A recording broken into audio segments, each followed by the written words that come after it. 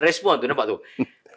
Pasal kata ulama penceramah yang baca hadis palsu tu, Datuk tulis ni, Datuk kata sebahagian orang kadang-kadang dia tak rasa bersalah kerana dia hanya memetik dari buku-buku mereka baca yang membuatkan hadis palsu.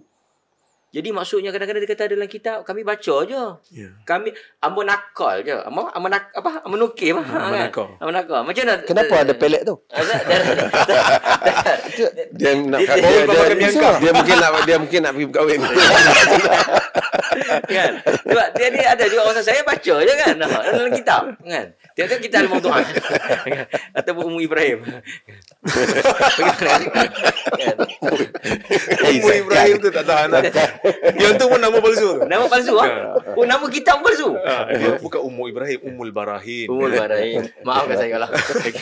Diam sini. Ustaz Ahmad. Pandai Zaman. Cerita pasal tadi apa yang Datuk Fathul Bari sebut tadi menarik, iaitu kita kena pisahkan di antara sahihul makna dengan sahihun nisbah. Kesahihan makna tidak memestikan kesahihan sandaran. Kalau orang kata, Anda selalu sebut, kita jumpa satu orang, badan dia besar. Lepas tu kita kata kat dia, ni, Datuk Mufti kata hang gemuk. Tiba-tiba dia kata, kenapa Datuk Mufti buat apa ni, kita kata body shaming kat saya? Dia memang gemuk. Dia pun pergi jumpa Datuk Mufti, anak tak sebut. Anak yang kita yang sebut ni kata, alah, Datuk tak sebut, tapi kan betul makna tu. Memang gemuk. Datuk boleh terima tak? Datuk tak boleh terima. Dia kata, hampa siapa pergi sandar benda tu kat aku? Aku tak sebut. Makna betul. Jadi, ini masalah orang yang kadang-kadang dia tak nampak. Kenapa kita lawan kepalsuan nisbah tu.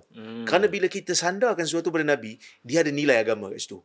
Kalau sandar pada Rora, sandar pada Sobri, dia tak ada nilai agama. Orang boleh ambil, boleh tolak. Tu pun tak boleh buat dusta atas nama orang. Nama orang pun tak boleh buat dusta. Apatah lagi. Itulah orang kata fake news kan. Ada akta yang boleh kena tangkap kerana ada orang yang akan dizalimi. Itu pertama. Yang kedua, Dusta kat pemimpin tak boleh, dusta kat Nabi tak apa pula. tak apa pula. Ini masalah. Kemudian, katalah seorang ustaz kan, dia baca hadis palsu, lepas tu bila orang tegur kat dia, dia kata, hamba ni ambil daripada kitab. Katalah orang lepas kuliah bagi kat dia sampul duit palsu. Dia nak terima? Bagi duit tu. Duit apa? Monopoli. Jutaria punya duit. Kan? Saidina. Duit Saidina. Balik-balik. Dia mesti tak puas hati. Dia pergi tanya masjid, pasal apa bagi kat saya duit jutaria, duit palsu? Dia kata, alah Ustaz, saya ambil daripada sumber duit juga. Ustaz terimalah. Tapi bab tu dia tak mau terima. Dia nak yang asli juga. Lagi pun duduk dalam sampul juga. Duduk dalam sampul juga. Saya niat saya bagi ni ikhlas juga. Kan? Jadi kenapa Ustaz tak mau terima? Ustaz meragui saya ke? Ini masalah dia. Masalah dia adalah pada nilaian tu. Duit yang betul ada nilaian. Ada nilai yang telah diletakkan oleh pemerintah yang boleh diperlakukan. Maksudnya boleh dibeli, boleh dijadikan bahan tukaran untuk jual beli dan sebagainya. Tapi duit palsu tak boleh.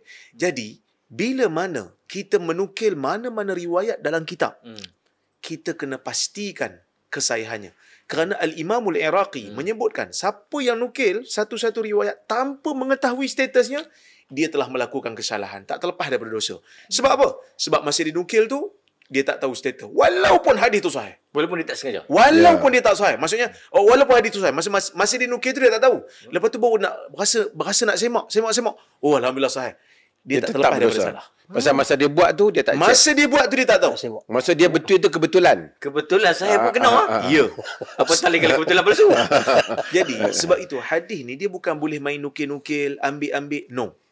Kerana Nabi SAW ni menyebutkan satu hadis yang mutawatir. Dusta atas nama dia, tempat dia neraka kalau dia buat secara sengaja. Ini bahaya. Jadi, sebab itu ulama-ulama zaman dulu, Al-Imam Ibn Hajar, Az-Zaila'i, Al-Iraqi, antara ulama-ulama yang menulis kitab, nilai balik kitab-kitab fiqh yang menukilkan hadis-hadis ni. Antaranya macam kitab Ar-Rafi'i, ditakhrijkan hadis-hadisnya oleh Ibn Hajar dalam Talkhisul Habir.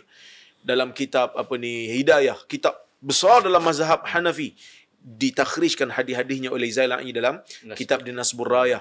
Kan? Semua ini menunjukkan Ihya, kitab yang sangat-sangat masyhur, yang sangat-sangat berpengaruh, walaupun Ibn Tashfin antara yang mengarahkan bakalah, tapi di Masyariqah, di ulama-ulama Masyariqah di timur ni, Glamour kitab tu. Glamour kitab tu sehingga Al-Imam Iraqi ambil tanggungjawab untuk menilai semula hadis-hadis yang ada dalam tu. Sehingga Al-Imam Al-Laknawi menyebutkan, hati-hati kalau mengambil kitab daripada mengambil hadis daripada kitab-kitab fiqh. Kerana kitab-kitab fiqh ni kebanyakannya menukil tanpa menyatakan sandaran. Jadi sebab bukan kita nak merendahkan ulama fiqh, tak. Tapi kita nak kata ilmu ini ada rijal. Ilmu ni ada jagohnya. Bukan kita nak sebut kita jagoh, tak. Kita penuntut ilmu. Tapi bila kita nak nilai, nak nukil hadis, kena tengok Imam Ahmad kata apa, Yahya bin Ma'in kata apa, Imam Syafi'i kata apa. Tak boleh ke kita sangka baik je dengan penulis kitab ni? Dia lagi pandai daripada kita. Dengar apa kata Abdul Rahman bin Mahdi, khislatan la yahsunu fihi ma husnul dhan. Al-qadha wal hadis. Dua benda yang tak boleh nak sangka baik. Qadha, proses mahkamah, tak boleh sangka baik. Kan? Kalau hakim datang, orang datang ke hakim, hakim saya nak dakwa dia. Hakim kata, sangka baiklah, takkanlah dia ni orang kamu nak dakwa dia. Kita kena sangka baik. Nampak muka pun bagus, pakai kepiah, takkanlah buat dia jenayah ni. Kan? Takkanlah tergamak buat jenayah-jenayah yang seperti ini, yang luar tabi'i ini. Tak boleh. Hakim kena jalan kes. Siapa pun dia, kan? Walaupun besar kecil ke apa, walaupun dia punya martabat tu besar di sisi pengikut dia, kena jalan kes. Kalau terbukti bersalah, kena hukum. Yang kedua, hadis tak boleh sangka baik. Maksud bukan hadis tu tak boleh sangka baik. Kalau penilaian hadis, orang yang bawa hadis, kita tak boleh sangka baik dengan orang tu. Kita kena nilai. Sebab itu ulama-ulama hadis, mereka menyebut, tadi Datuk sebut juga, berkenaan dengan golongan zuhad. Selain daripada golongan zuhad, ada satu lagi golongan. Golongan yang apabila mereka ni, asalnya mereka ni perawi hadis yang hebat, perawi hadis yang baik. Tetapi apabila mereka mengubah tumpuan, maka mereka telah menjadi perawi yang dhaif. Antaranya Syarik An-Nakhai. Dia asalnya okey. Tapi bila dilantik menjadi qadhi, dilantik menjadi hakim, dia dah sibuk dengan pentadbiran, dia dah sibuk dengan kes, dia kurang mumarasah. Ada seperti Ibn Lahiyah. Asalnya perawi yang elok, tapi maktabah pula boleh terbakar. Perpustakaan dia terbakar, jadi buku rujukan dia terbakar. Ma'mar As-San'ani, antara perawi Sahih Bukhari. Apabila dia pergi ke Basrah, meriwayat daripada orang Basrah, tertinggal buku nota. Zaman dulu tak ada Google Drive, tak ada handphone nak catat, tak boleh nak retrieve, tak ada email. Maka buku catatan dia tertinggal di Yaman. Maka pada ketika dia baca berdasarkan ingatan dia, maka banyak riwayat yang dia baca di Basrah. Anak-anak murid Basrah mengambil riwayat pada Ma'mar bermasalah. Kecuali hanya sedikit. Sama juga bila Ma'mar menghadiri kelas-kelas guru-guru daripada Basrah. Kalau dia meriwayatkan daripada orang Basrah, ada masalah sedikit-sedikit. Kerana apa? Kerana dia bukan jenis perawi yang dhabtus sadar. Dia dhabtul kitab. Dia menulis dengan kitab. Jadi, kesemua ini menunjukkan kepada kita ulama hadis, dalam bab hadis, siapa pun yang bawa, mereka akan nilai, mereka akan kaji. Tak ada ulama yang apabila ni ada satu aliran ni, satu grup ni, dia kata dia research group. Tapi research group dia asal khilaf je dalam penilaian, kita kena ambil yang paling ringan, yang paling dia suka. Contohlah, ulama ni kata dhaif, ulama ni kata palsu. Ambil yang dhaif. Kita tak boleh nak hukum dhaif, kita kena ambil yang ringan ni, kita ambil. Ini bukan research. Research, bila seorang kata dhaif, seorang kata palsu, kena tengok. Sama macam hadis yang kita bincang sebelum ni.